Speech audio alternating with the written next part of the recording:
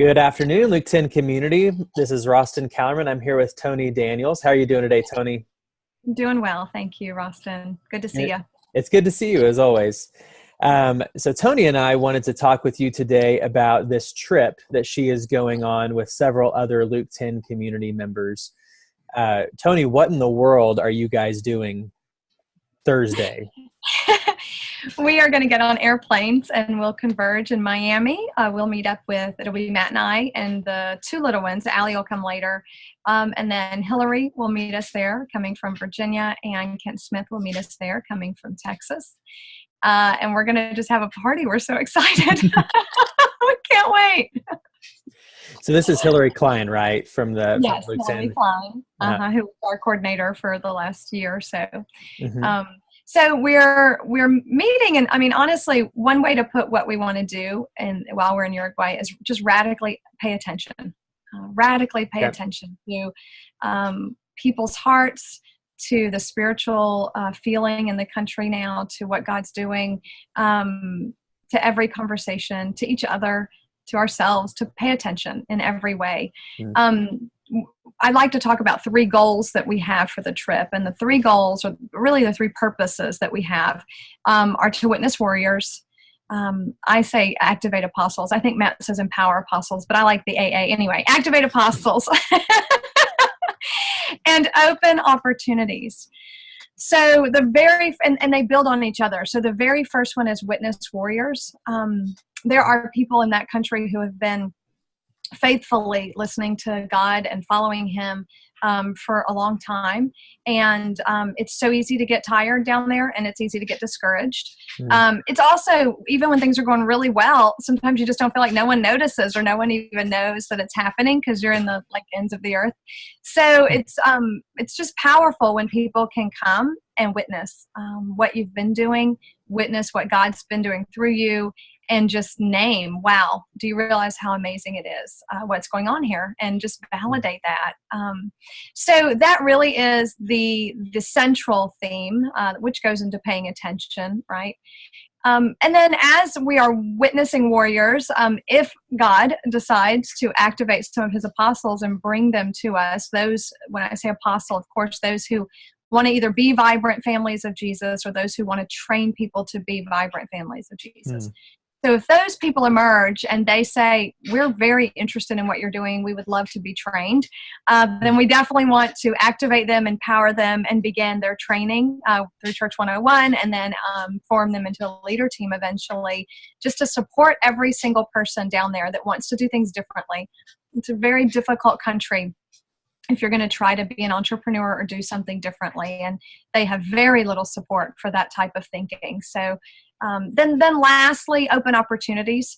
Whatever opportunities for partnership that we might find between organizations down there and each other, or between the Eden Center and Geronimo Center, just whatever opportunities seem to open themselves to us, we want to help make that happen, which again is just that radical attention-paying piece on a different level. So if we finish that trip and people feel deeply seen, and they feel like they have been enjoyed by God Himself, because we somehow can deeply enjoy them and see them like that, then I think we'll all feel like we've achieved everything God sent us to do. And then just be faithful with the response to that, however people respond to that, where we are really trusting that God, He's just on the move. So we're excited to be a part of that. So last week in the newsletter, I sent out the prayer card that you wrote up that has the picture of the map of Uruguay, and then it had several things that you guys are praying for and are asking others to pray for as well. And there's some pretty bold prayers in there. And it's just really striking to me that even with even though we're praying these big, bold prayers, that the plan is still, we're going to show up and we're going to pay attention to Jesus. I know. There's not this big, massive missionary strategy beyond, okay, we're going to pray a lot beforehand, and then we're going to show up and pray. Yeah, it's definitely different than any strategy I've ever worked before. And it feels so like we are, really in God's hands, doing what he wants us to do and literally letting him do what he does best. And so it's very strange. We are, it's really amazing for me too, all of the people that have been praying 10-2, that God would raise up workers for the harvest in Uruguay. And then they're listening to God too. And they've just given us some of the most beautiful prophecies and things that God has said to them. Some have even given us names, very specific names of apostles that are in Uruguay with job descriptions of who these people are. And they've never stepped foot there, didn't even know where the country was. Wow. So that's interesting. And I'm like, I've written these names down and I've Googled some of them just to see, like, is this person real? Wow. And so far, one of them actually owns a restaurant downtown in Uruguay. You better believe we're going to eat there. Yeah. I mean, it really is funny to think that, we're just following God, and it's like detectives following his clues and just listening for what God might be doing in the people around, that he's stirring. So as far as answers to some of those requests, I think we were praying for 5 apostolic businessmen to come on board. And I think we have maybe 2 or 3 who are very, very, very interested in the project. And so that's exciting. People here locally their hearts are longing for Church 101 and for being Church of Two. The opportunities we've had to just share locally with people what we're doing has been beautiful, and to see the response has been amazing. There's been lots of answers to 10-2 locally because of what we're doing. And then we believe one of the pastors in Uruguay that we've known all of our 18 years down there actually reinitiated contact with us this week and said he's totally interested in everything we've got from Church 101. He'd love to see it. So that's a first out of all these years that we've been trying to push it on people. You know how it is, right? You experience something so amazing, you want everyone to know, and they don't really care. So that's why we're taking this stance of pray and beg and then let God bring, because we don't want to overwhelm people or offer help that's not helpful for them at this time. We really want it to be a God thing. And then after after you guys have been there for a little while, after the trip is over, you're coming back, right? Right. So we'll come back in 2 weeks. And we will continue to do starts at home calls, probably Matt and I, which is kind of like an intro to Church 101 call in Luke 10 world. But it's for people interested in praying for Uruguay. And we join them together on a call and let them experience a check-in and an appreciation round and listening. And most of them are discovering listening for the first time in their lives, and they're getting very, very excited about that, and then take it into their community. So that's growing, and we'll probably continue to do that when we get back. And then we're hoping to start a leader team for Uruguayans when we get back, or a Church 101 for Uruguayans that would evolve into a leader team. That's totally up to God. One of the things we did here that was interesting in one of the prayer meetings of listening, someone else in the room said, I specifically hear that in 2 months from today's date, the breakthrough you are praying for will happen. And that would be like January 7th. So I don't know. I mean, we hear these strange things, right? It's like, I don't know. So we just write the date down and go, okay, God. Yeah. We'll wait till January 7th. Put that on the calendar.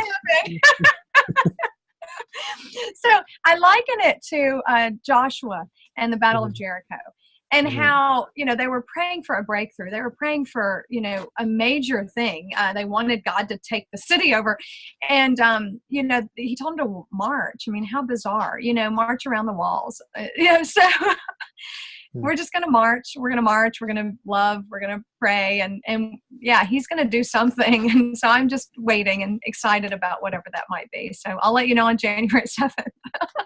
Yeah, it's exciting. Well, so we're going to need to do we're going to need to get you guys interviewed whenever you get back. But then, you'll need to make sure that Yes. I So guess this we is all need just to. beginning. Whatever is happening is Yeah. just beginning. This is the launching of something, hopefully, that will continue. Yeah.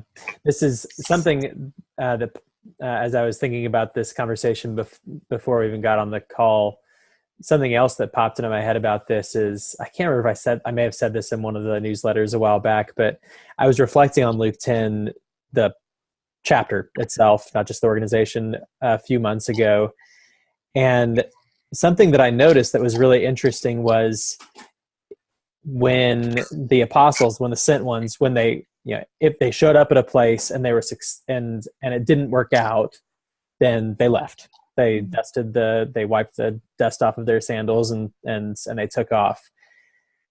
If they were successful, they left. Like, no, that was just that they were not the ones who were supposed to be there taking care of that place, but they were the ones that were supposed to help other people take care of that place. And it really strikes me that that's exactly what you guys are doing with this trip. Yeah. Yeah, it does feel very much like that. And in some ways it was hard to come to that place. 3 years in the States, brought that on me of realizing, maybe God has other people planned to actually be on the ground there to be the vibrant families that would multiply. And so, yeah, it was a very strange thing to come to. But yeah, now I'm convinced that God has people down there already. And we hopefully get to train them and be a part of them and support them and love them and see them and witness them as warriors. And maybe we'll be down there again one day training them in person. But yeah, it's exciting to know that he doesn't need us. He's got people on the ground already. Yeah, that's cool. I mean, that also reminds me of Paul's letters so much, is whenever he kicks off his letters, and no matter how annoyed he is at that whatever church he's writing to, however far away they are, he's the way that he talks to them is as if he's talking to spiritual children. That's the way I hear you talking about, these groups that you don't even know if you're going to find yet. That's yeah. exciting. Well, I hope he brings me spiritual adults though, really. That's fair. That's right. We want apostles, meaning they're mature adults already. Yeah. You're not trying to. We don't want Lord of the Flies church here. Let's not go. Let's not make any more references to that book. There's some pretty horrifying things in the book.